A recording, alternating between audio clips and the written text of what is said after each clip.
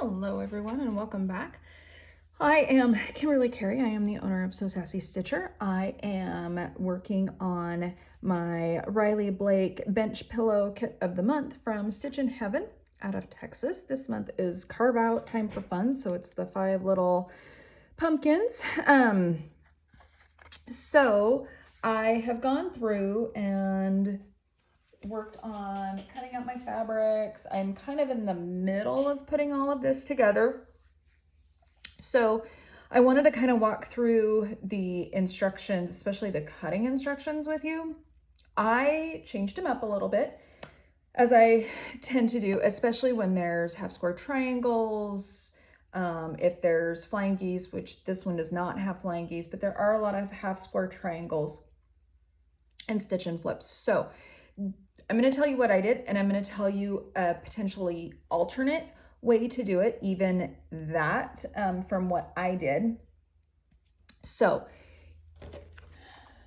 you can see that I've got my instructions here. The white sparkler, which is this little guy there, I cut, instead of the 10 2-inch squares, I cut 8 2-inch squares and 2 2¼ inch squares, so that when I was doing my half square triangles, I had enough that I could trim them up, because I know that most of the time when you sew on the bias like that, things come out wonky. No matter how good you are as a seamstress, as a sewer, as a quilter, things come out wonky. And if I can trim them up and make them perfect, I'm gonna do that. Okay, you could even go, I had plenty of extra, you could go 2 1/8. I hate cutting 1/8, so I just went 2 1/4, waste a little bit more. It wasn't that upsetting to me.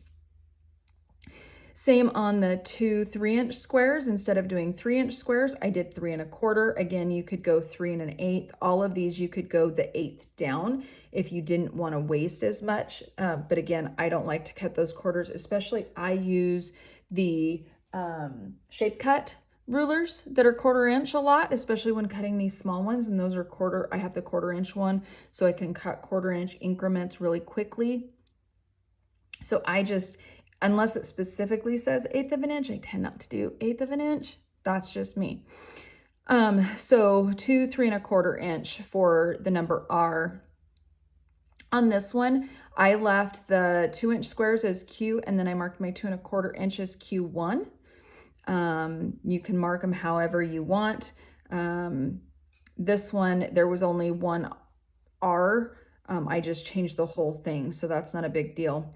On O, the 10 1/2-inch squares, I did 7 1/2-inch squares, and then I cut 3 1 3/4-inch squares.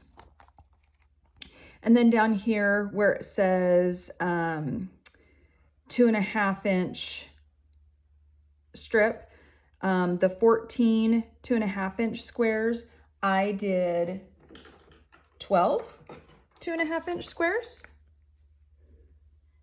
and 2 2 3/4-inch squares. So I had a P and a P1.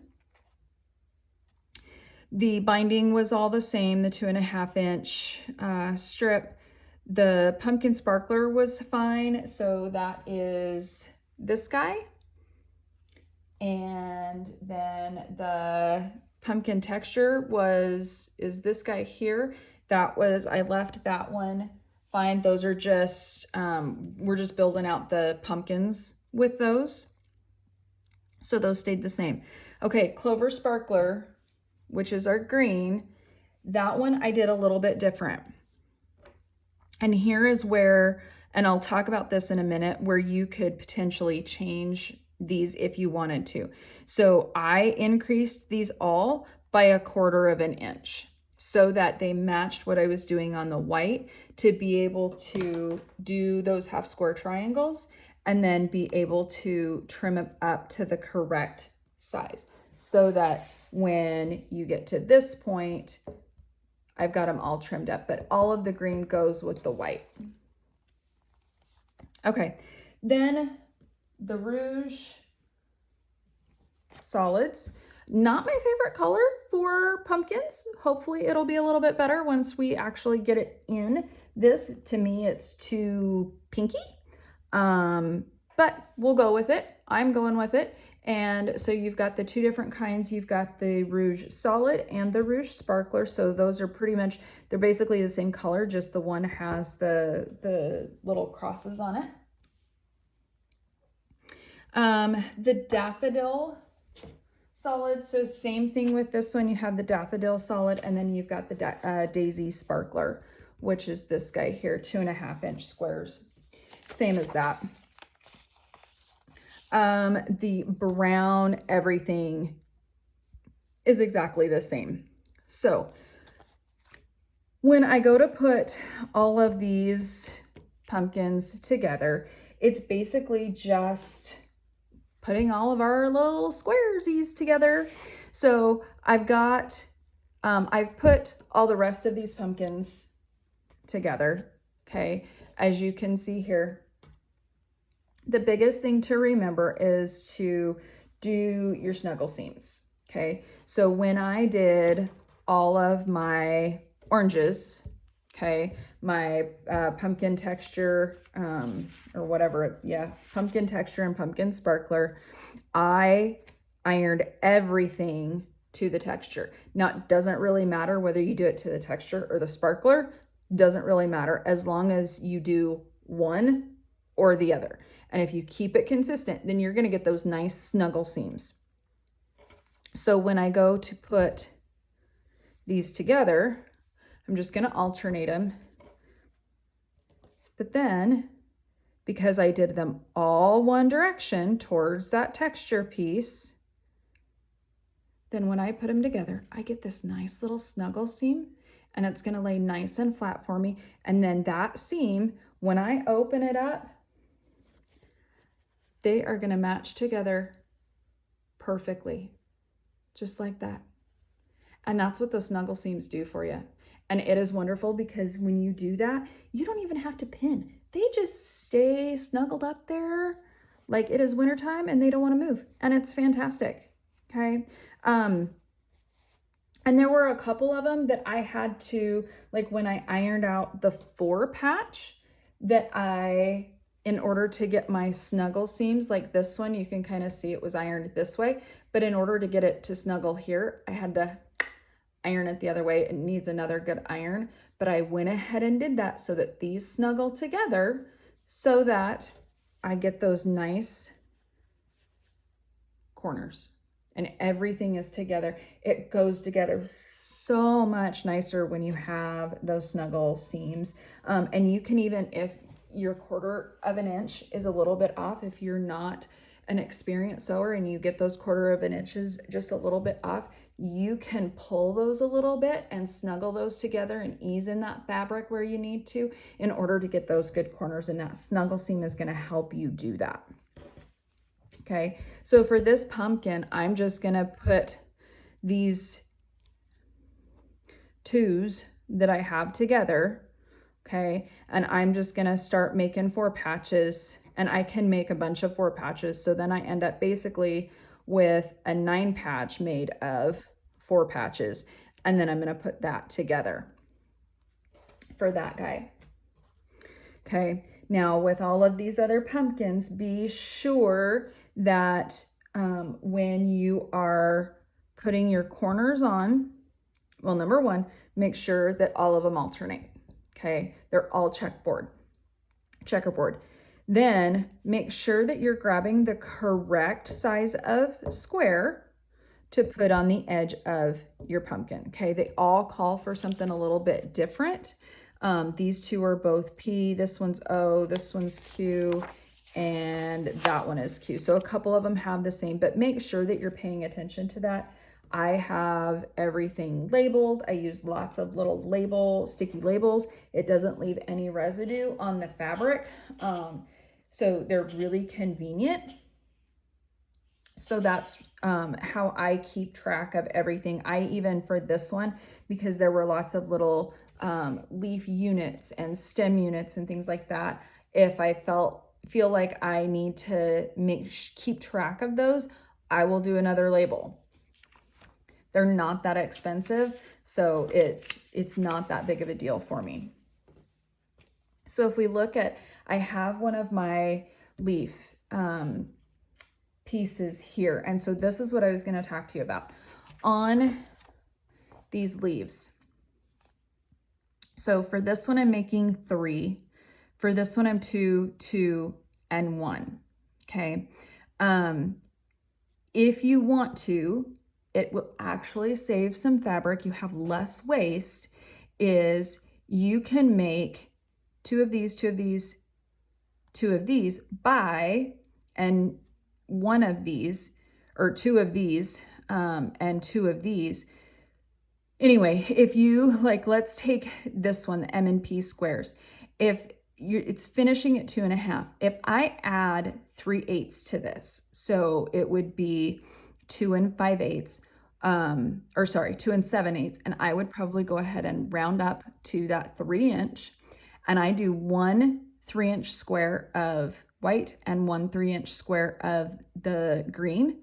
Then what I'm gonna do is, instead of doing the stitch and flip method where I'm just doing 1 seam, folding this over, and then all of this is waste, okay, I'm going to stitch a 1/4 inch on this side and a 1/4 inch on this side, and then I cut down this center, and then I have 2 half square triangles using up all of this fabric. So instead of having to have 2 2.5 inch and 2 2.5 inch of each of these, I just need 1 3-inch.